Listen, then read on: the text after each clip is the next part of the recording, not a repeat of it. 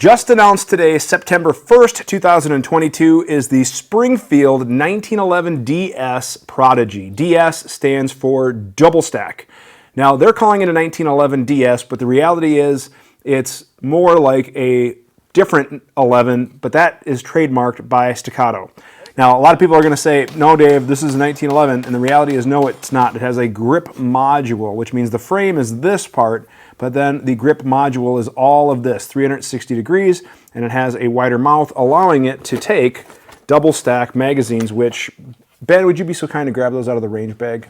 So stop me if you've heard this before, because even though they were supposed to be released today, there was a few dealers that got them early and leaked them out, and the internet was really buzzing about them. My name is Dave Tim from Guns and Tactics. Thank you guys very much for spending a few minutes of your day checking out my first range experience, hands-on experience with the Prodigy 1911 DS. Now, full disclosure, I did have early access to the gun, but I actually had to go buy this. I'm not one of the bigger channels that got a sample. There's a ton of channels that are making videos out this today because, again, today was the embargo date, meaning that they could go live, but there's a lot of channels that got samples. I'm not one of them. I bought this. And we'll talk about where it's worth, how it compares to other stuff or whatever. Now, the other thing I do want to disclose is I do have a relationship with Staccato. I'm part of their blue team, which is kind of like a brand ambassador, but everything that you're going to hear me say about the Springfield is the truth, because my integrity is more important than any relationship with a company. And the reality is I want you guys to know my honest, true thoughts of the matter, because if you're going to be spending the money on one of these or a different gun, it's important to that my integrity means a lot. So that being said, I don't want you to think that I'm biased, even though I understand one could assume I'm biased, but everything I'm about to say about this is the absolute truth. Now, truth be told, I'm excited to see another 2011 on the market. All ships rise with the tide. So even if we have an entry-level gun come to market at a good price point, competition makes the market better. It makes it better for you, the shooter, and the consumer.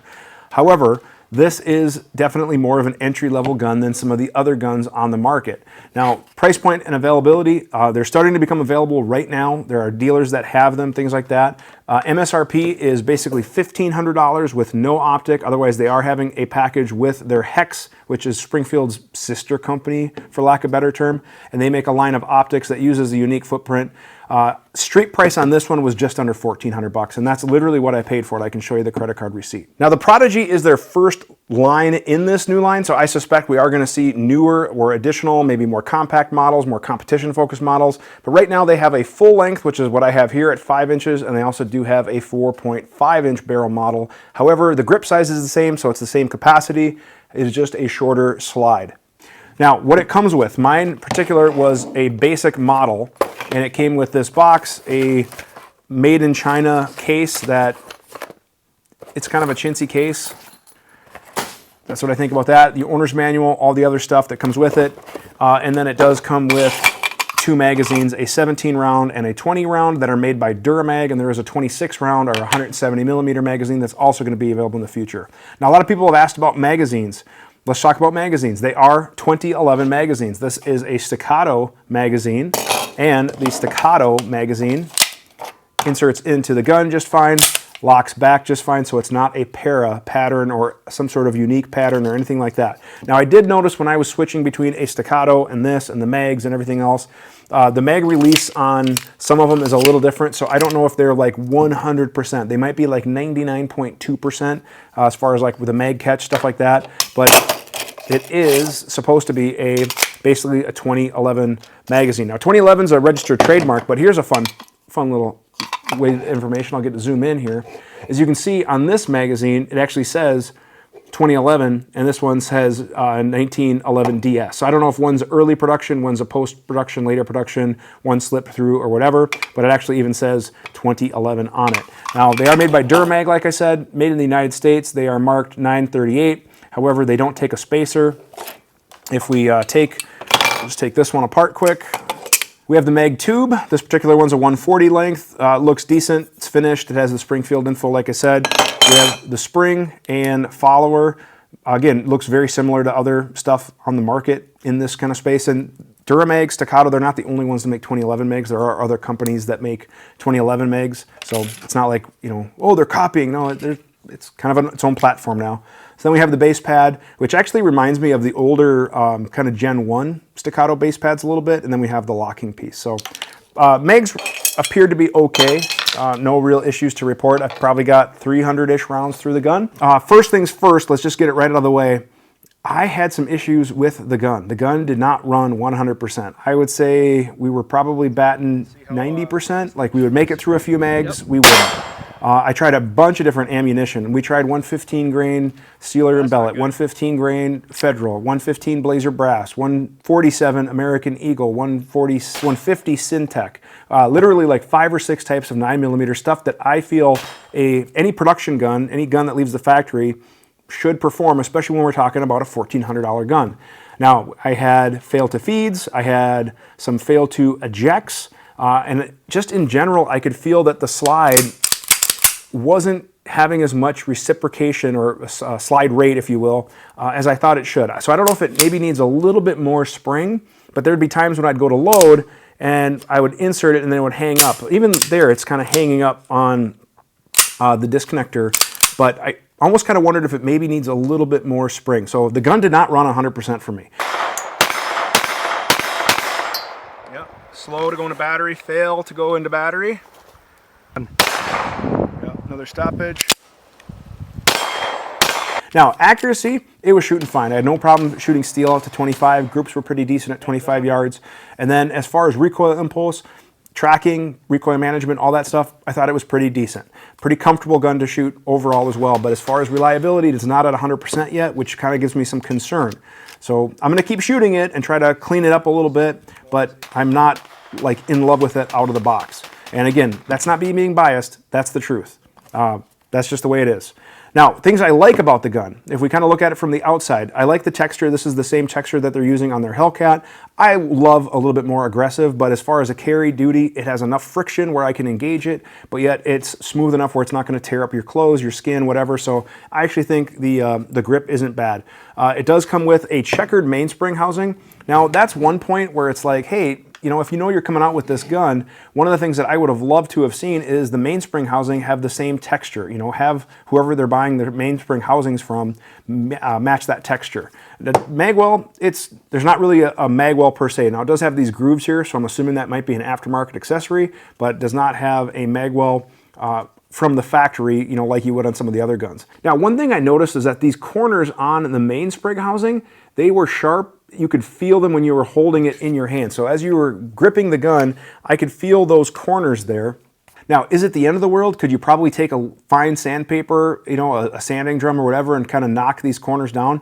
Yep, absolutely. But right out of the box, that was my first impression with the gun, is that this mainspring housing, that lip and that edge was right there. I, wasn't in love with that. Now, last thing to harp on, speaking of the grip, is the grip screws are nice black finished hex screws. It doesn't have a false screw at the bottom, which is great. This screw looked fine. This screw right out of the box, and it's probably tough to see on camera, you can see that it's kind of boogered up a little bit, technical term. But whoever was tightening this, or maybe loosening and tightening or whatever, didn't have the bit firmly engaged all the way with the fastener, because I can see some deformation of the material on that grip screw. So right off the bat, my initial impression was I noticed the mainspring housing, and I noticed that it wasn't quite as smooth as some of the other guns I'm used to, but again, it's a $1,500 gun, and I have to be realistic to that. Now, the other thing I heard about it was some people said, oh, the trigger. My trigger breaks right around 5 pounds, and it's a solid 5 pounds. Like, there's no secret, and reset is a little bit longer than what you might be used to on a 2011 gun. Now, it does have a take up to a wall, which is great, but then as we're starting to break the shot, there is some travel and creep getting us to that 5 pound break. So again, we take up to the wall, fine, but then as we get there, there is, like I said, a little take up and creep. I don't know if I would use the term grit, but it is all of 5 pounds, and it's a pretty distinct reset with the trigger. So it's easy, if you're not quite used to that, if you're used to shooting other guns with maybe a different trigger, with 1911s where you're used to minimal reset, this has a little bit more reset. Now, not to say that it was bad, but for a duty gun, I would maybe like it closer to that 4.5 to 4 pounds. That's just kind of my preference on maybe a match gun, a little bit lighter, whatever. But I think it should have been probably closer to 4 pounds if they're kind of touting this as a duty style of gun. Now, that's out of the way what I don't like. What I do like right off the bat is they're reporting this to be a forged slide and a forged frame. Now, it is a 2011 style frame, meaning we do have a frame and then we have a grip module. It is not a 1911 with a full frame and then grip panels, okay? So I do want to make that distinction. This is more like a 2011, there are other manufacturers. Staccato isn't the only one making 2011 style guns now, but they're calling it a 1911 DS. So let's just call it what it is. Now, full Picatinny rail, so you can mount lights. I loved the machining, the lines up front, how they align the angle with the serrations, with that blending into the dust cover. So I thought appearance-wise, the gun looks pretty good. I like the serrations. They're big, they're beefy, they're deep. We have front serrations, which is great. I would maybe move them back just a hair, but then we have matching rear serrations, and it is optics ready. Now, what I like about the optics plate is that it is designed in conjunction with agency arms. Let's pop this plate off so you can see what the plate is. All right, so the optics plate just pops off with these 2 screws. And now we have the filler plate, which has the rear sight. It's a nice rear sight. It is adjustable by drifting the sight, and it is serrated, which does match a fiber optic serrated front sight. Sights were decent, suppressor height, so you can add your red dot. Again, optic ready. Now, what I like about the plate, and again, designed with agency arms, is we do have this spine right here that matches a groove on a plate. What that does, based on the design, we have a dovetail here, or half of a dovetail, if you will. And then how everything kind of locks together is we pivot the dovetail in and then it locks down. So this is going to prevent that forward movement, but then that spine prevents lateral movement. So the two are matched really well. Now, the downside, the only plate that it comes with from the factory is this guy right here, which only fits the hex line of optics. Now, product launch, for me, if I was in charge of this launch, I would have plates available with the gun, but I can't buy plates right now. On the webpage, it says they're shipping October. So if you wanted to rock an RMR, a Delta Point, a Holosun, an Acro, whatever, you have to wait until October to get the plate to run the optic of your choice. So I have all these optics just sitting around here, and I can't do anything with them because I don't have a plate to run on the gun. And I didn't have access to a hex. Maybe I would have bought it and checked it out. So it does come with the one plate, and the plates, like I said, they fit nice. I had no issues with the plate as far as the fit, and you know, I think it's a solid design. I mean, Agency Arms knows what they're doing. They do a lot of good stuff. So I don't have any issues with the optic mounting system, but I don't have a way to test it just because I don't have a plate to throw either a Holosun or an RMR on, etc. Now, other stuff that I think people have wanted to know. Number one, yes, it's a 9mm. I can't remember how many times I've gotten the question, is it a 9mm? Does it take Glock mags? Yes and no. Now let's take a look under the hood. It is not a toolless guide rod, so you have to use this hex key that came with it. It's 5/32, and I can tell you that the plug on my gun, that was pretty solid. So I'm anxious to see if there's some thread locker on here or what, but let's take a look here and see what we have. All right, so we have it apart, and again, you need that 5/32 hex key. It is a 2-piece guide rod. We have the second piece here. Obviously, this threads together, and then we have our recoil spring. I don't know what weight recoil spring it is, but I do want to find out. Now, my opinion right away is if you can swap to a toolless guide rod, I love swapping to toolless guide rods. And like I said, mine was really, really torqued on there, but I'm not seeing any thread locker, so I think it was just a lot of torque. Take out the plug. Take out the barrel, and we'll see kind of what it looks like. Now, you can see that it is pretty well lubricated because I had those stoppages, so I added a bunch of lube on there just to see, like maybe it's dry, maybe it's gritty. So we added a bunch of lube to the lugs, to the slide, everything like that, and it didn't necessarily improve anything. But as far as wear, I am seeing, you know, some wear on the barrel and in the lugs, just like I would expect. Nothing outrageous and no like burrs or obvious machining marks or anything, so that's good. And then as far as the slide, again, I do have a little bit of wear of the lugs there, but one of the other things that I like to do is then I like to take the slide and back on to the frame to check the fit without the recoil spring, because sometimes that recoil spring can be deceptive. Some guns will put a really light recoil spring so people feel it and like, oh my gosh, it feels so nice. But sometimes that's deceptive. So now as far as slide to frame fit, now there is a little bit of play in there that you guys can hear, so the tolerances, you know, maybe aren't perfect, but I've definitely seen a lot worse on production 1911s. Now, as far as, yeah, I mean, it's not bad. We're hanging up just a little bit on the disconnector there. And then as far as fit with the cam, And the slide stop,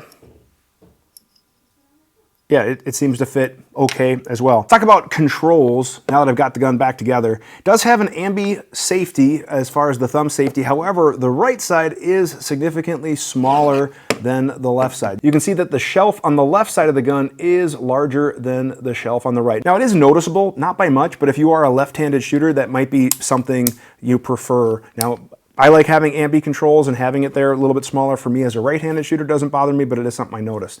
Now, as far as the mag release, nothing special. It is an extended mag release, but it's not tapped, so any aftermarket buttons that you like, you'd have to get that drilled and tapped. But it is extended and it is serrated. You know, like I said, nothing to report there, worked fine. The grip safety also worked fine. The preference that I like to see for a grip safety is about 50% engagement, and then that allows me to manipulate the trigger, which I can. And again, I didn't notice any binding or anything like that with the grip safety, so no real issues with the grip safety whatsoever on the gun. Now, I know, believe me, the internet comments will debate about whether you need a grip safety or not, but we're going to save that debate for another day. What do I think of the gun overall? My conclusion.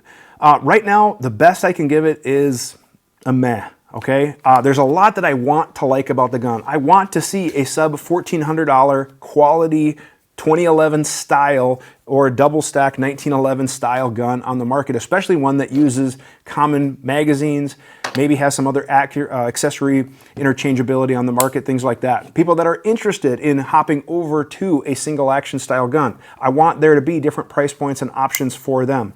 However, the performance that I experienced with my sample of one, basically the gun not running 100%, it really leaves me to give it a meh. And that's the best rating I can give it. Now, I'm not saying don't get this, because you might have one that runs great, and I've watched other videos and they run great, but they were also provided them, so I don't know what their relationships are with the company or anything like that.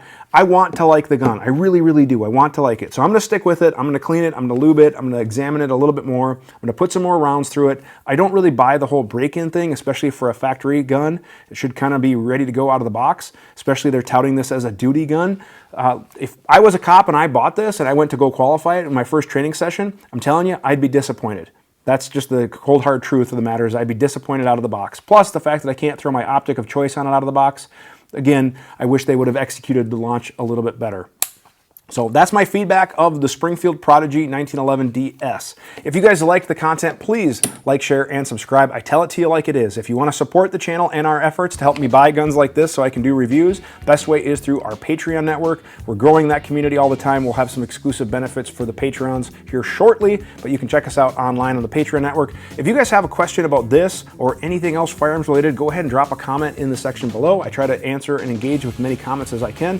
Or you can email us. That email address is theqa@gunsandtactics.com. And at the end of the month, I answer your questions in a live QA episode, plus we give away a prize. Thank you guys very much for watching, and have a great day.